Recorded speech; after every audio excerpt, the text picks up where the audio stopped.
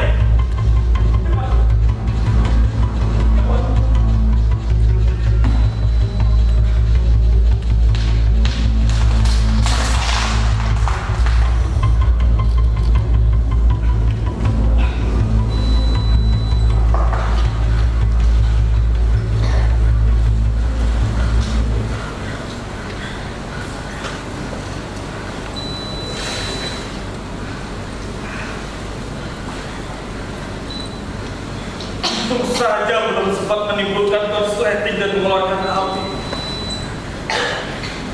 Bisa saja aku terpanggang di toko ini.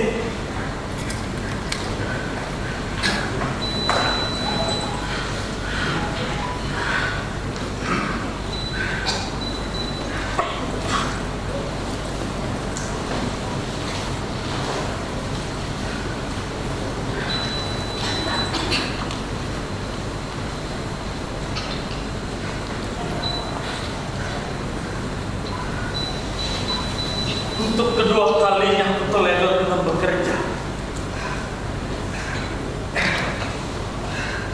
Kemarin keran kamar mandi yang lupa kumatikan.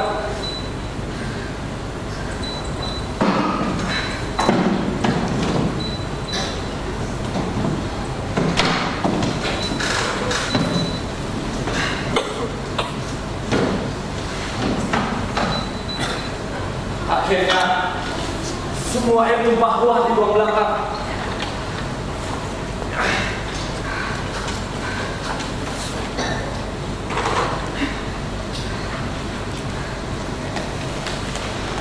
Dan sekarang alat solderku yang lupa kumatikan.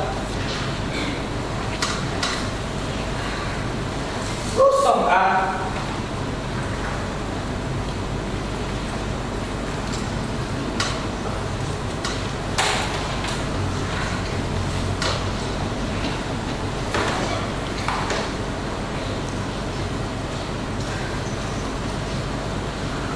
Andai saja aku tak terbangun barusan, habislah merayap sampai ke pakaianku.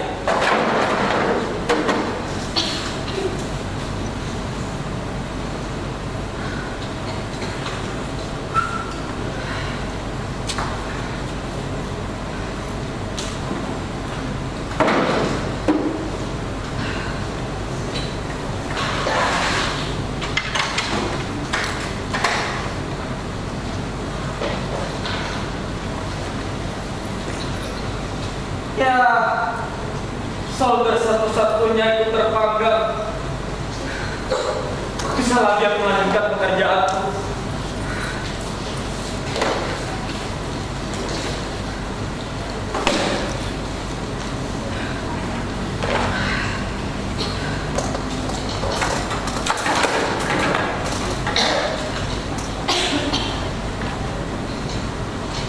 Sial. Ini nih. Akibat tenaga yang sering terforsir, akhirnya menjadi toledor dan tak terkontrol.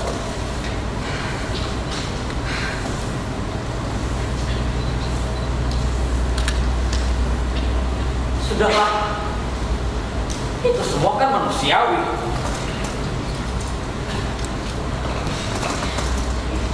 Nanti juga akan ada seseorang yang menata pola hidupku.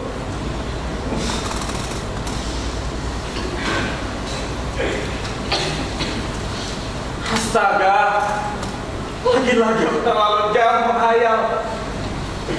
Mana ada seorang wanita yang melirik tukang servis elektronik seperti saya, yang kerjanya hanya menutup diri hampir seharian penuh dan belum punya tempat tidur layak.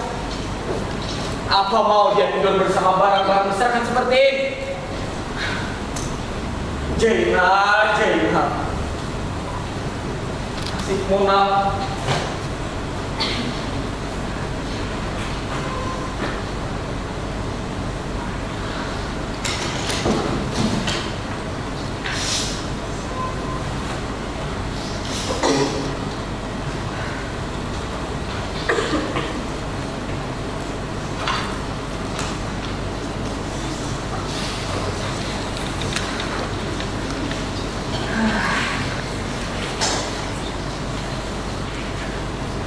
Aku seakan menjadi orang yang tertutup, bahkan buta dengan waktu. Semenjak aku putuskan menjadi desa ini, tapi bukannya aku sok hebat. Aku bisa dan tahu dengan semuanya karena berawal dari pengalaman melihat dan keberanian mencoba. Dengan beberapa kali kegagalan, ya, aku juga menemukan kemunjuran yang berhasil. Lama-lama, biasalah semuanya. Hei, kalian semua, barang-barang yang ada di ruangan ini, jangan takut dan bimbang. Apapun keluhan kalian, pasti akan aku atasi. Di tangan Jainal Akli ini, penyakit kalian pulih tanpa meninggalkan keluhan. Sekalipun Aku tidak memiliki rekam jejak dan keturunan tukang servis elektronik. Tapi jangan ragukan jika otakku mampu mengerjakan camkan itu. Ya, aku juga bukan tukang servis profesional pada umumnya. Hanya barang-barang tertentu saja yang dapat aku layani. Ya karena pendidikanku tidak pernah bersentuhan langsung dengan namanya perbaikan elektronik. Tidak pernah mengenal solder, obeng, listrikan, dan semuanya. Seandainya kalian ini berwujud manusia, aku yakin kalian pasti akan ikut menertawakan seperti orang-orang di lingkungan tetangga, teman-teman alumniku, bahkan keluargaku sendiri. Dengan ijazah yang tak berlaku, layaknya sampah yang tantangan etik aku bawa dan aku simpan. Iya kan? Hah? Yang karena aku adalah sarjana perguruan tinggi ilmu sosial dan ilmu politik, jurusan komunikasi, tapi gagal. Ya, gagal karena ijazah itu tidak mempekerjakanku di sebuah instansi dan perusahaan yang sesuai. Kalau jadi tukang servis elektronik seperti ini, aku sudah memasukkan lamaran di semuanya, namun tak satupun dari mereka yang tertarik dan memanggil menjadikanku pegawai. Apa boleh buat? Terlebih lagi, tuntutan orang tua yang kian hari selalu saja menanyakan tentang pekerjaan.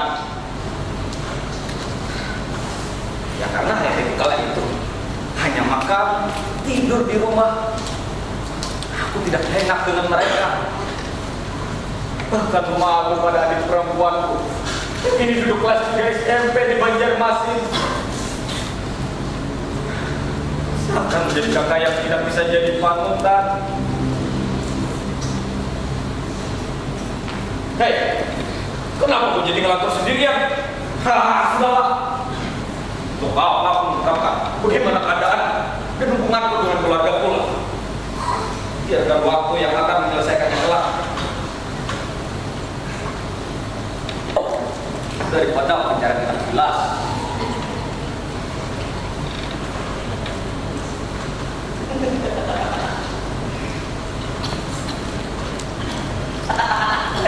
Untung saja 8 siang masih aku sisakan. Aku rasa belum bas. Ya, aman.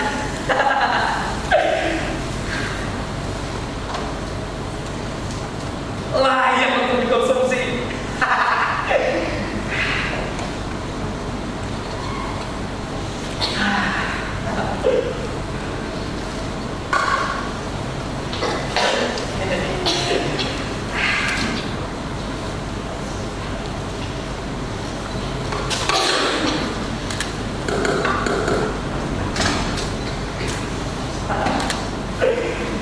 Cukuplah untuk porsi malam ini.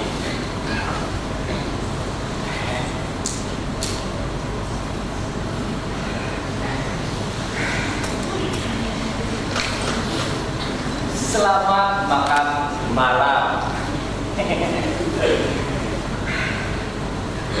Bismillah.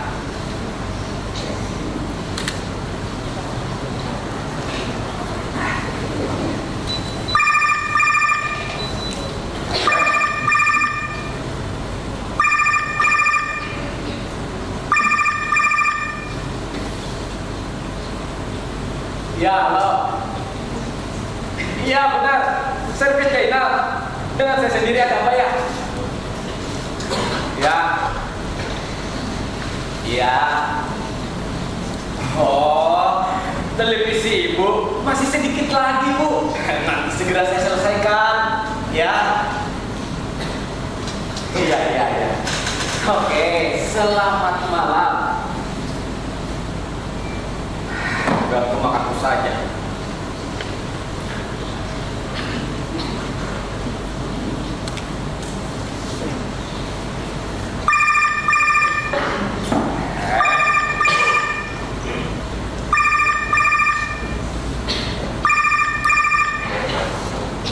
Iya loh. Oh, itu barusan. Ada apa lagi ya?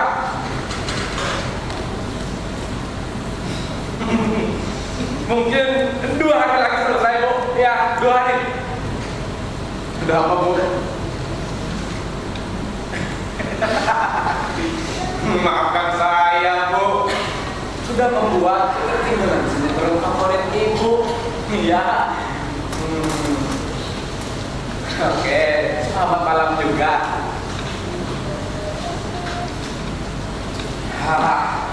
Dasar ibu.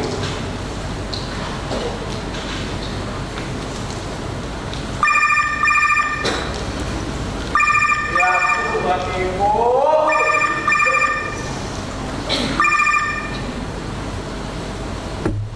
Ya halo Bu. Coba. Oh yang kemarin. Yang 32 ini kan Om. Iya. Oh besok saya kabari Om. Aktif Om, aktif. Oh kebetulan tadi ada panggilan lain saja Om. Iya. Iya Om, iya. Oke. Terima kasih kembali. Sahabat Om, saya doakan klub bola kesayangan Om selalu menang. Ada biar lagi yang melanjutkan makan. Ayo, siapa lagi yang ingin nelpon? Ayo, aku tunggu.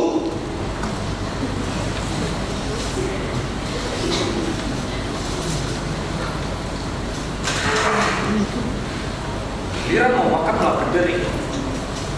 Udah makan sudah.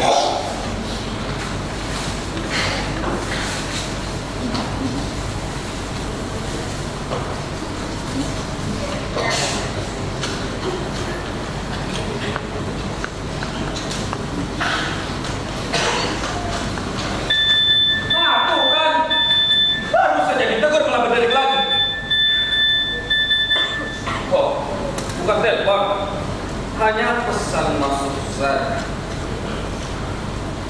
dari nomor tak dikenal. Mas, saya ibu yang 4 hari kemarin mengantarkan televisi hitam merek layar datar. Kapan ya selesai?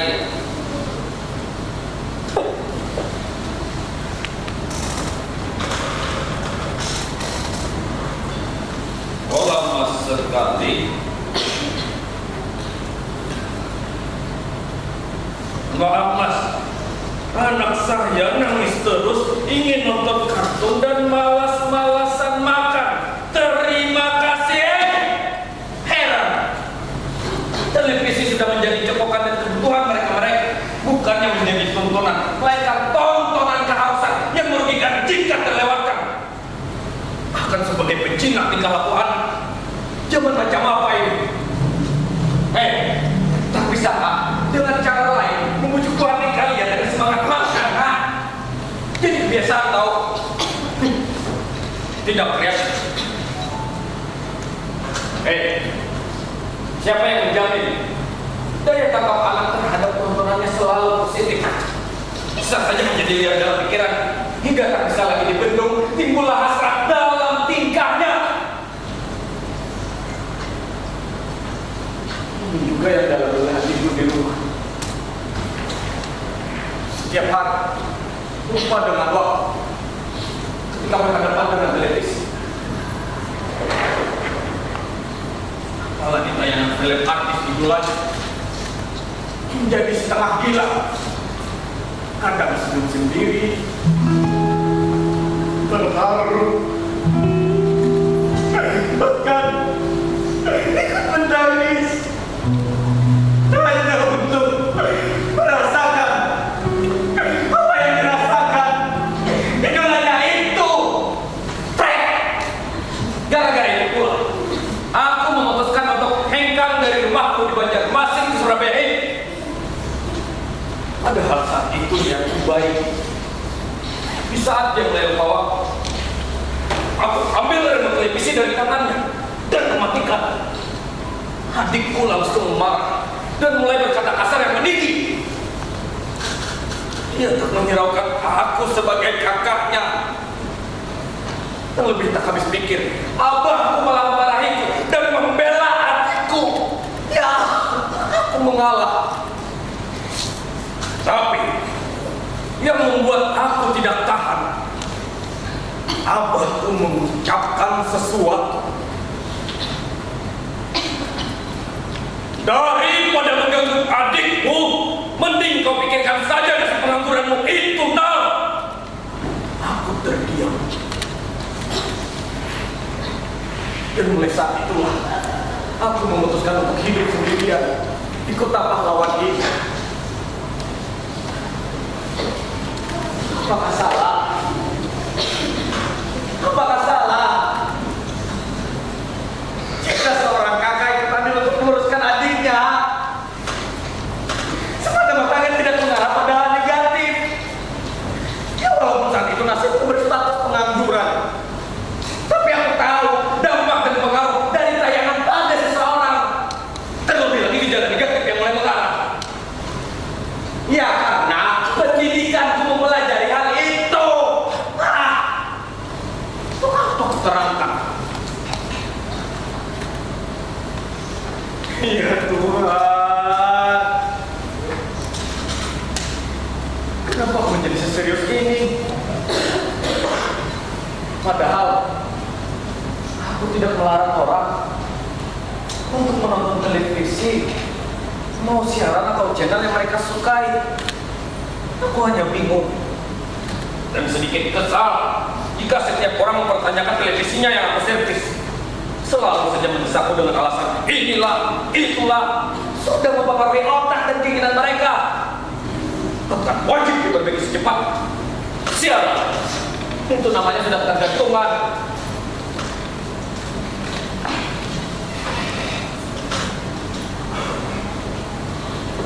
Aku heran dengan dunia yang seperti ini.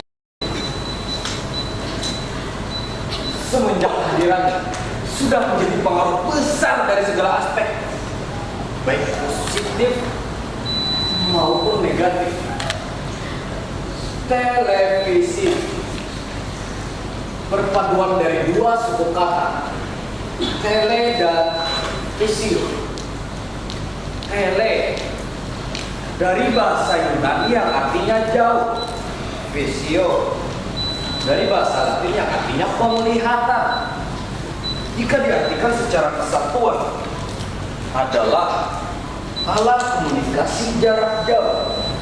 Itu artinya televisi adalah sebuah media untuk menyampaikan pesan untuk menjangkau hingga kejauhan, kan? Berarti ada yang mengontrol pesan tersebut. Ya, pesan. Tunggu dulu. Apakah yang menyampaikan pesan tersebut selalu benar? Atau malah sebaliknya? Wah, ini pula yang selama ini aku pantau. Jangan terlalu mudah percaya dengan komunikasi jarak jauh. Bisa jadi ada yang terselubung di balik itu. Aku semakin yakin jika benda ini banyak mengandung pesan rahasia yang malah berdampak negatif. Dapat aku ibaratkan sebuah black box.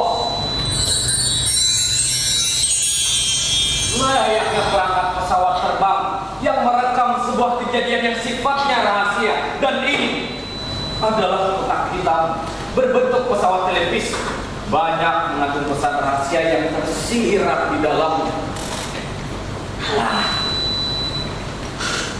Untuk apa menunjukkan semuanya? Aku lelah, ingin tidur. Buang-buang waktu saya.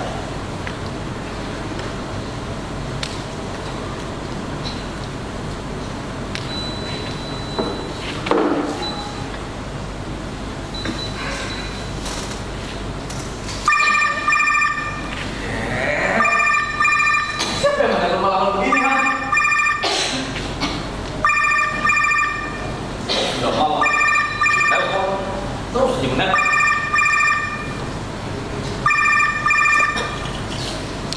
Iya, halo. Iya benar, channel service. Ada apa ya? Ya, tertembak petir. Sorry tadi, ya.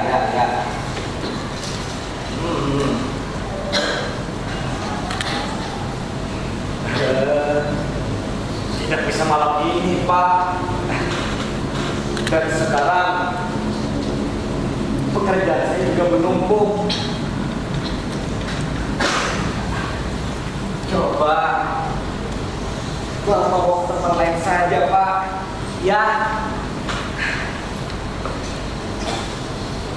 Loh, kok Bapak malah balik pada saya, Pak?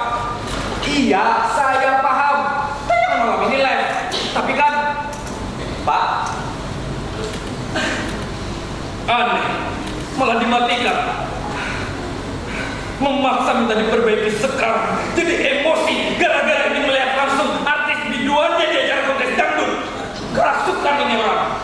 Benar kan yang saya katakan? Gara-gara benda ini sudah membuat orang kita berpikir rasional, menjadi pribadi yang tak beretika. Ini pula yang sering saya temukan. Ada saja yang nekat mencuri televisi.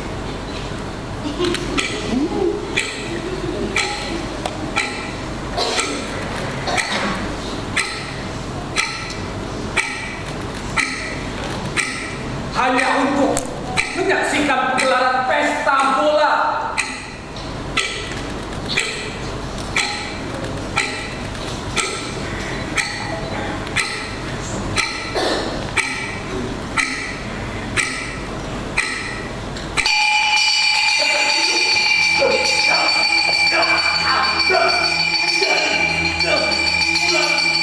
Bulanan masa pinjaman ibaratkan jasanya bodoh dan pendek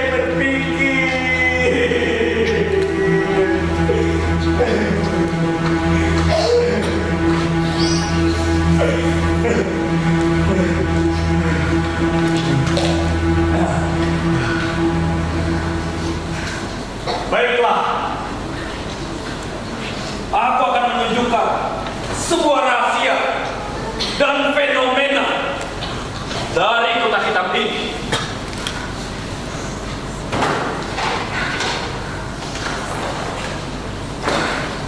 Agar semua terluapkan apa saja yang sudah kukumpulkan di otak.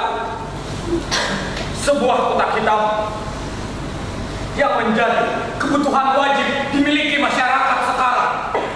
Ya, benda ini dalam penelitian dan survei yang dilakukan oleh George Gardner Communication University of Pennsylvania tahun 1980-an, dia mengatakan pemirsa dengan kategori berat menyaksikan televisi lebih dari 4 jam dalam satu hari sering memberikan jawaban yang lebih dekat dengan dunia yang digambarkan dalam televisi. Secara teoritis, televisi ini memberikan 3 dampak kepada khalayak pemirsanya. Yang pertama, dampak kognitif, yaitu kemampuan pemirsa untuk menyerap dan memahami acara yang ditayangkan dalam televisi. Yang kedua, dampak peniruan, yaitu pemirsa ikut-ikutan mencontohkan model dalam televisi. Dan yang ketiga, dampak perilaku, yaitu proses tertanamnya nilai-nilai sosial dan budaya yang ditayangkan dalam televisi, yang diterapkan dalam keseharian para pemirsa. Itu artinya semua bisa saja mengancam, menguatkan atau membentuk nilai-nilai sosial dalam masyarakat. Tidak mempedulikan subuhan konyol, bodoh atau sesat. Yang penting rating mereka tinggi. Rating sudah mereka anggap sebagai Tuhan. Tayangan reality show yang mereka menjadi ajang pembodohan dan settingan semata. Debat antara bakal yang tertonton dan sangat emosi dan menjatuhkan. Apa-apa dibenahi. Begitukah etika negara kita yang dilandasi nilai-nilai kebijaksanaan, permusyawaratan, dan juga kemanusiaan yang adil dan beradab, kan? Aneh. Di mana peran komisi penyiaran kita? Sehingga tak dapat memilah tayangan mana yang layak. Atau jangan-jangan pemilik stasiun televisi ini yang sudah ditunggangi pengusaha besar dan petinggi partai politik, sehingga mereka menerima pajak perizinan penayangan yang besar pula. Jadikannya diam, memperlihatkan pengkotakan misi politik antar stasiun televisi, berbau kampanye-kampanye liar, bahkan yang lebih menyesatkan, anak-anak sampai hafal dengan lagu mas mereka.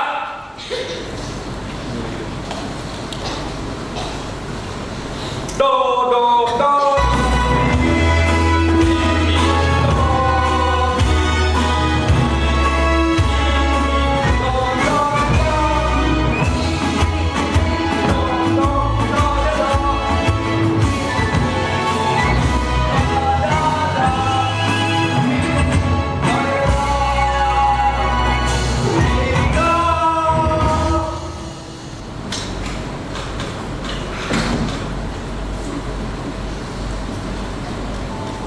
Hampir satu kampung, anak-anak hafal di luar kepala.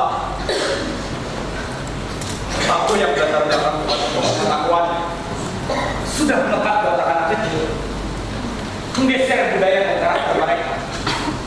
Akhirnya melahirkan apa yang disebut dengan mass culture, kebudayaan massa. Tayangan yang memiliki unsur paksaan akan selalu diingat. Iklan-iklan dan karakter sinetron ulang setebak, semata-mata siapapun akan mengenal mereka sepanjang masa. Buset, doktrinisasi gila-gilaan.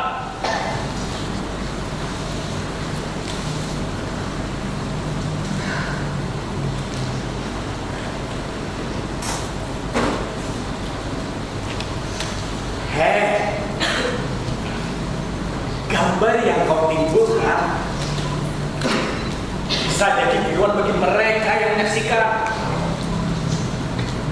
Bahkan yang lebih miris, timbullah efek domino yang tidak bisa lagi dibendung. Bahkan membuat perbedaan derajat sejak dini. Terlihat dari banyaknya tayangan film anak sekolahan yang memperlihatkan derajat menengah ke atas pada yang di bawah. Ajang pamer anak sekolah mengendarai mobil atau mobil mewah, tidak memperdulikan derajat sosial sekitarnya. Akhirnya menjadikan motivasi para pelajar ikut-ikutan. Tak ada lagi ketoleransian di antara mereka. Dan ini semua disebabkan karena lemahnya pengawasan orang tua terhadap tontonan anak. Akhirnya mendogma dan menimbulkan hasrat. Kurang lebih seperti mereka-mereka yang menelpon saya itu. Orang tua tidak becus, lemah.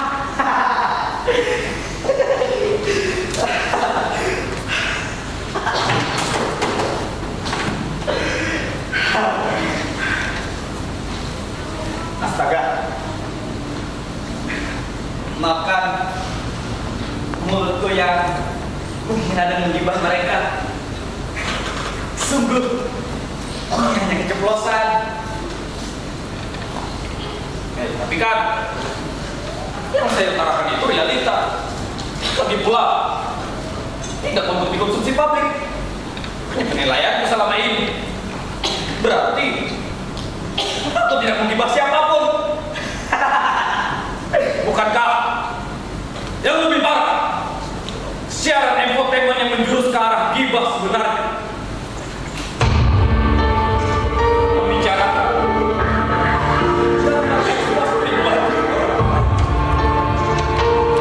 mulai kehidupan anak-anak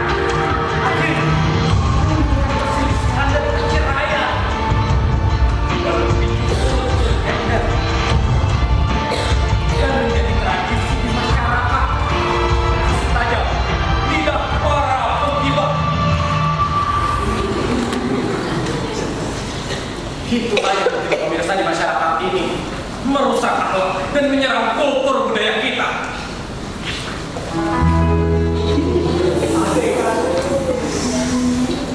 Ciuman mengikuti budaya baru. Bukan benteng iman manusia.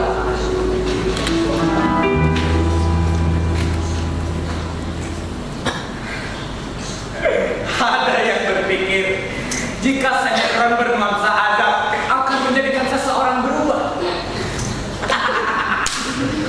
Sayang sekali, itu hanya membuat orang takut menyaksikan, hanya menimbulkan pernyataan sepakat atas ganjaran azab tersebut. Sudah selesai.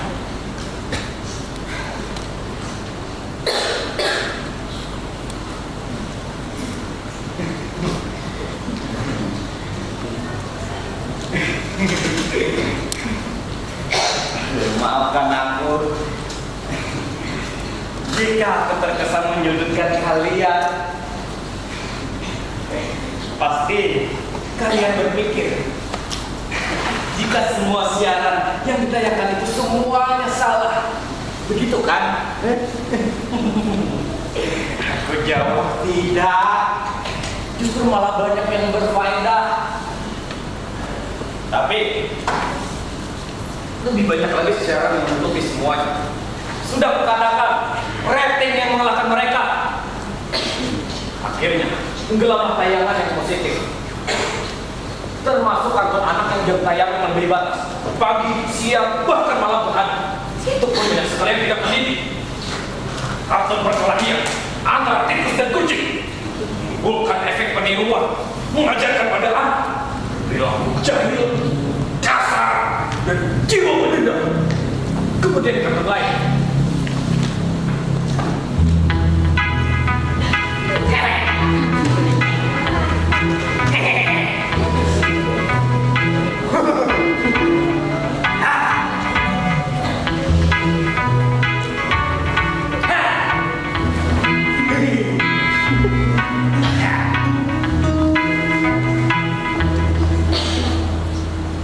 Pembodohan nyata. Sebuah pusat pencuci piring bisa hidup dan bicara, bahkan mempunyai kehidupan di dalam air.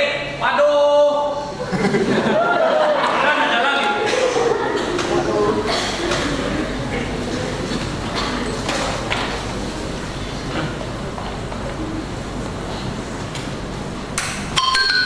Pintu ajaib.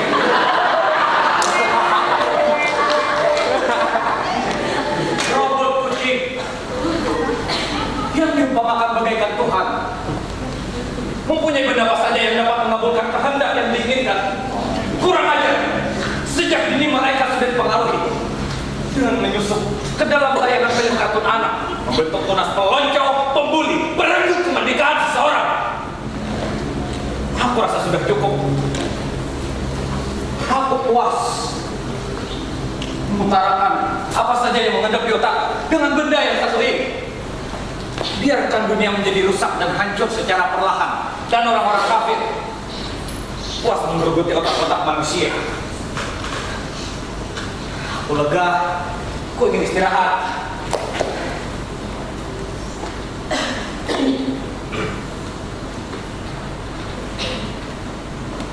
Orang kafir, aku baru saja mengatakan itu.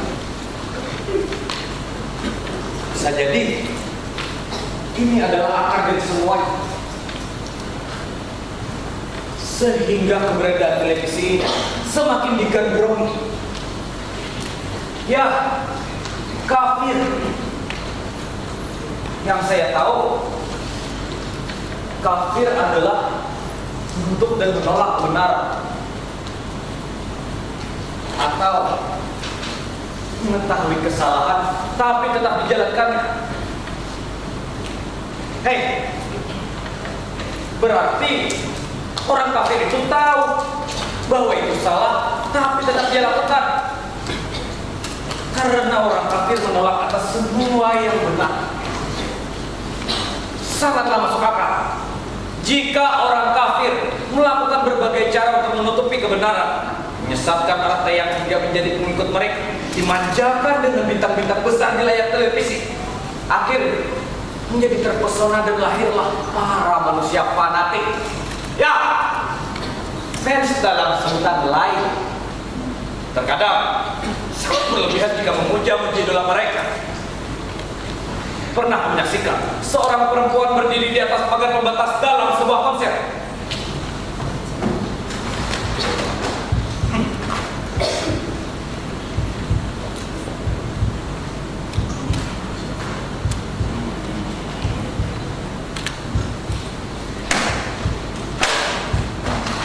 Dengan memegang tulisan besar dan berteriak histeris, "Hidup dan matiku untukmu, I love you." Tolong, sudah menuhankan idolanya. Kemudian bermunculan orang-orang mengejar ketenaran agar masuk ke dalam televisi. Kemudian yang dikenal sejagat raya.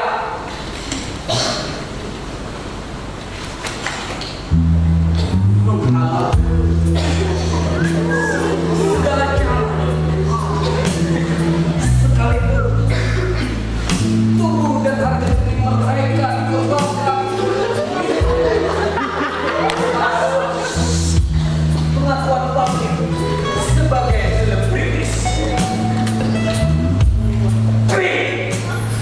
Aku rasa komisi penyiaran kita sudah gagal jika terus lalai dan membiarkan atas semuanya.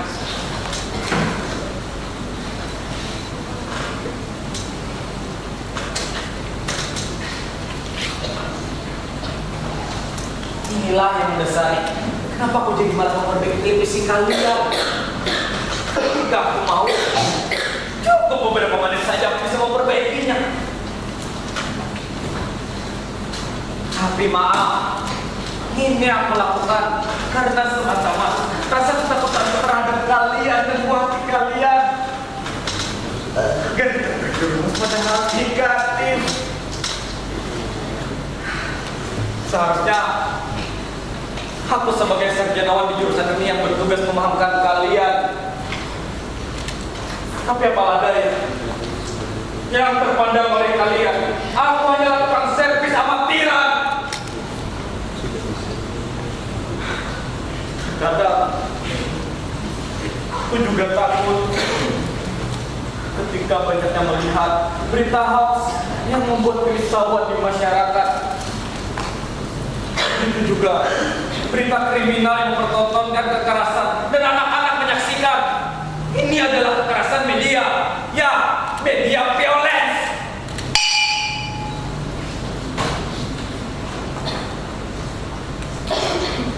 Berita terkini, seorang anak perempuan, siswa SMP di Jakarta, berumur 15 tahun, sudah bisa menghabisi nyawa tetangganya. Kali ini, polisi mendapatkan pelakunya setelah siswa tersebut mengakui aksinya dalam keterangan pemeriksaan.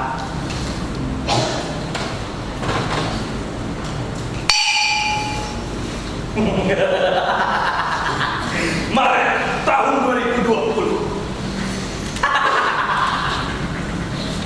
Seorang anak perempuan, siswa SMP berumur 15 tahun, sudah bisa menghabisi nyawa manusia. Pembunuhan yang tampak mustahil dilakukan anak perempuan seumurannya. Anak yang terbilang cerdas dan berpribadi pendiam menghabisi balita tersebut di tempat rumahnya sendiri tampak berencana. Setiap aksi yang diiringi postingannya di media sosial.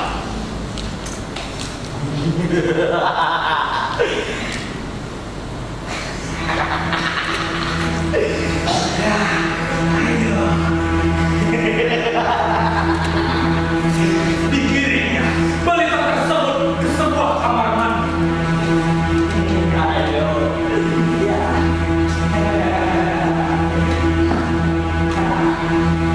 Dimasukkan dalam pemberian pun.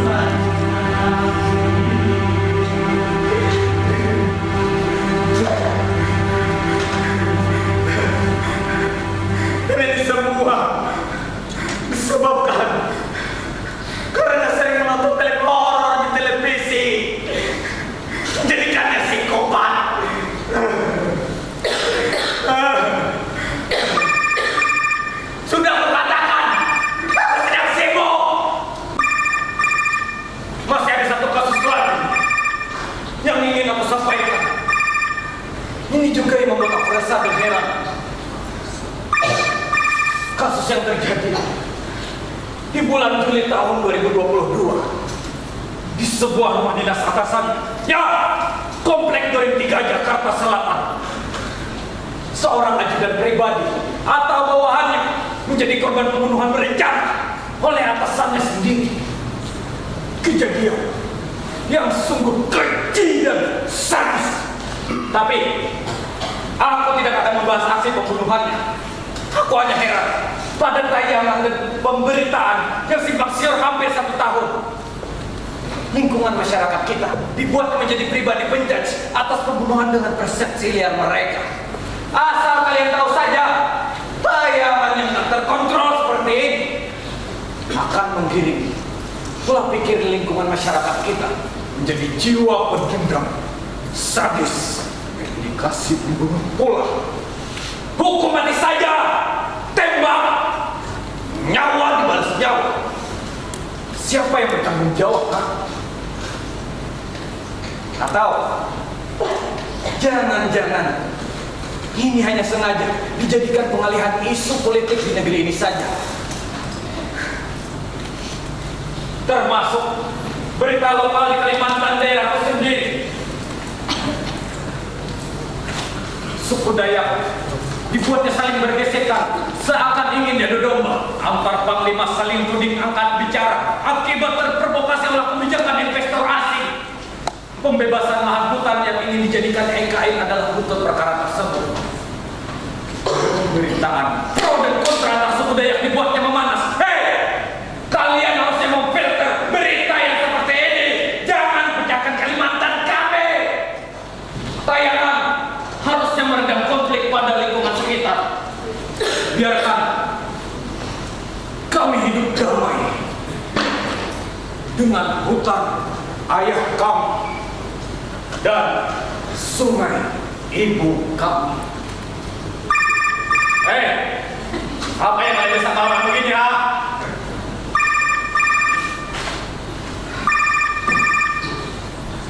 Apa? Untuk apa dia mencari?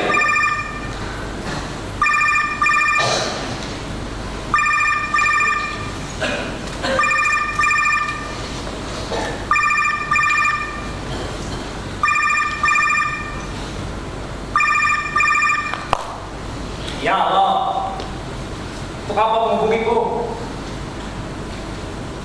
Untuk apa aku pulang? Aku sudah bisa membuktikan kalau aku bisa hidup mandiri. Itu kan yang Abah hendaki dari anakmu ini yang dulu seorang pengangguran.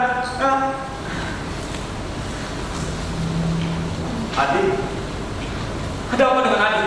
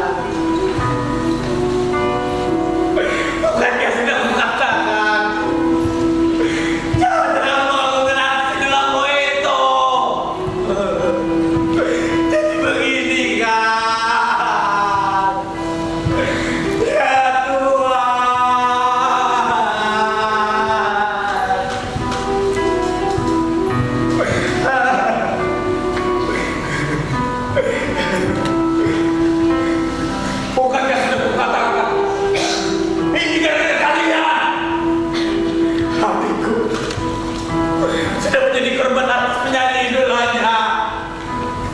Baru saja adikku dikabarkan meninggal dunia akibat mengejar konser di taman kota. Akhirnya berdesakan dan terinjak-injak oleh puluhan penonton lain.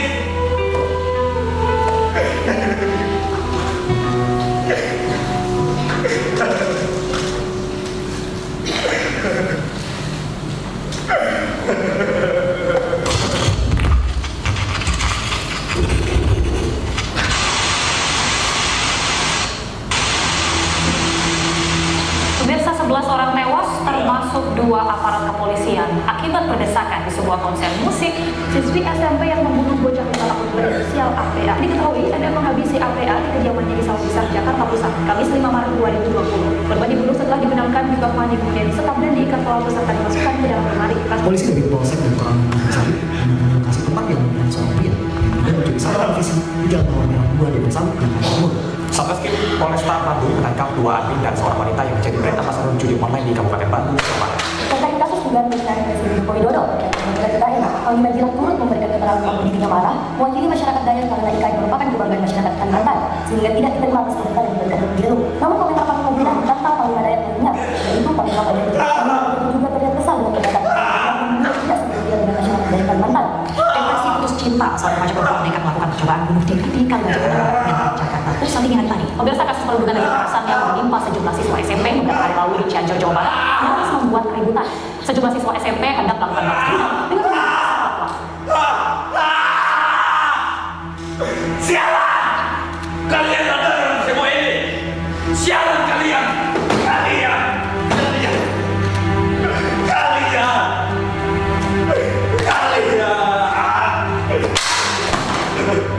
Kalian!